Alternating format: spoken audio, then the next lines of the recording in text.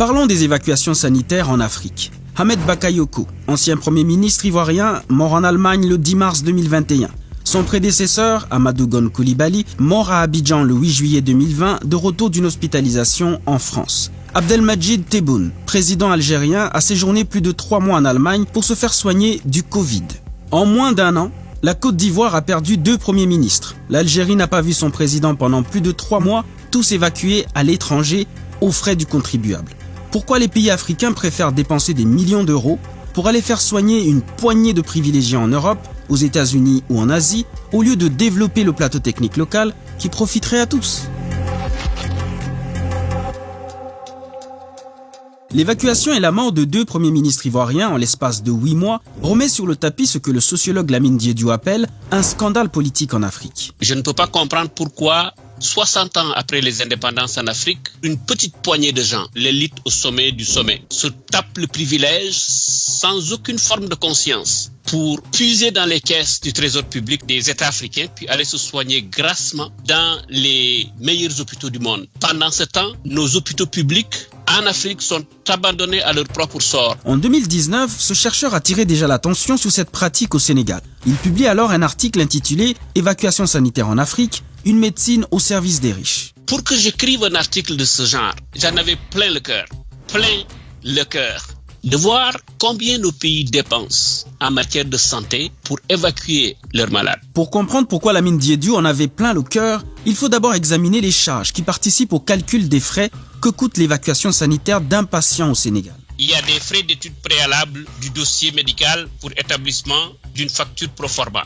Vous avez aussi les prestations accompagnement médical du patient, c'est-à-dire la location d'avion qui, elle seule, pour la Tunisie, coûte 30 millions de francs CFA. La civière aussi est louée. Assistance à l'accomplissement des formalités d'entraide et de sortie dans les pays d'évacuation. Accueil aux frontières. Transfert de l'aéroport jusqu'au centre d'hébergement le premier jour, transport durant le séjour, service per diem et tranche de nourriture, hébergement ou assistance à l'hébergement, assistance de base aux accompagnateurs, souvent c'est la famille, le médecin parfois voyage pour accompagner les patients, payé aux frais du contribuable. Ce qui s'assimile à du tourisme médical selon le journaliste Alain Foucault. Mais ce n'est pas tout. Vous avez l'accompagnement du patient chez les spécialistes en structure sanitaire de diagnostic et de traitement. Vous avez l'assistance juridique en cas de litige de toutes sortes. Vous avez l'avant-dernier élément, production de rapports médicaux, formalités en cas de mort. Et tout ceci se passe dans l'opacité, comme le déplorait le site sénégalais Enquête Plus en 2016. Entre les passe-droits offerts aux uns et aux autres, les petites magouilles dont profitent certains et le laxisme qui prévaut à plusieurs niveaux de responsabilité, le trésor public en vient à supporter des charges qu'il n'aurait jamais dû supporter. Tout se fait dans l'omerta. Aucune statistique. Les rares statistiques dont on dispose, ce sont des statistiques de gens qui les font fuiter parfois dans des institutions privées, dans des institutions publiques. Et souvent, la facture est salée. 4,7 milliards au total pour environ 180 millions par patient. 3 000 à 4 000 euros par jour s'il s'agit d'une autorité importante. Cette somme est doublée et on peut atteindre 24 milliards. Cette somme est beaucoup plus élevée en Côte d'Ivoire. Selon les chiffres des professionnels du secteur, chaque année, les évacuations sanitaires coûtent 50 milliards de francs CFA.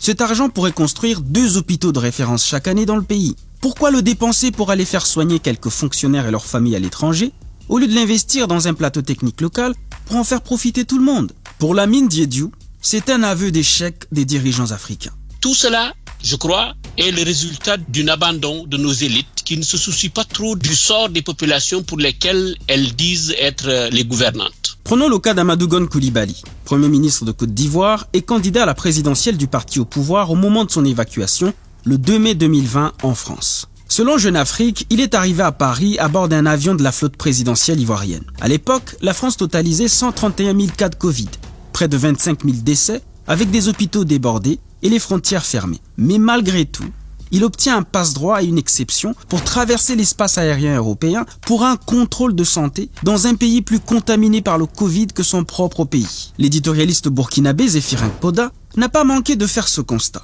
Cette sortie, pour ne pas dire cette évacuation illico presto d'Amadou Gon Coulibaly vers la France, nous ramène à cette triste réalité. Les princes qui nous gouvernent auront toujours la possibilité d'échapper au dénuement qu'ils ont créé et entretiennent dans les hôpitaux publics afin de se faire soigner aux frais de la princesse dans les cliniques UP du Nord. Avant d'aller en Allemagne, son successeur, Ahmed Bakayoko, avait lui aussi été évacué en France à bord d'un avion de la flotte présidentielle au lieu de se soigner en Côte d'Ivoire. Le sociologue Lamine Diédiou y voit une culture du privilège et un complexe de la classe dirigeante africaine. Nos élites au sommet fonctionnent de façon générale, et ça c'est les vestiges de la colonisation, comme une sorte de caste politique, dont une des fonctions essentielles est de mimer l'ancien colon. L'attitude mimétique, là, le mimétisme qui est caractéristique de nos élites, explique pourquoi on préfère que le patient, le parent, si on est de l'élite, meure en France, plutôt que de mourir en Afrique.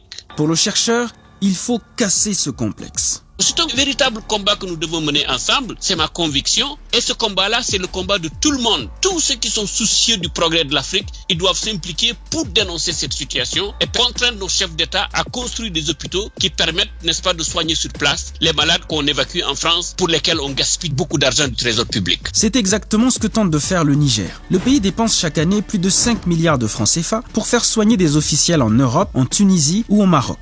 En 2018, le pays a décidé d'arrêter ses dépenses en les investissant dans un centre hospitalier ultra-moderne construit à Niamey. Et il n'y a pas que le Niger. En 2019, le Bénin lui a emboîté le pas pour réformer son système d'évacuation sanitaire. Il y a des gens, pour défaut de 1000 francs CFA, vont mourir. Pendant ce temps, on dépense 20 millions, 40 millions, 50 millions, 100 millions de francs CFA parfois, pour seulement soulager la douleur de certaines personnes qu'on envoie en France, aux États-Unis ou en Afrique du Sud, parce qu'ils ont une maladie qu'on ne peut plus guérir. Que pensez-vous de cette déclaration du président béninois? Et surtout, pensez-vous que les autres pays africains pourraient et ou devraient faire pareil?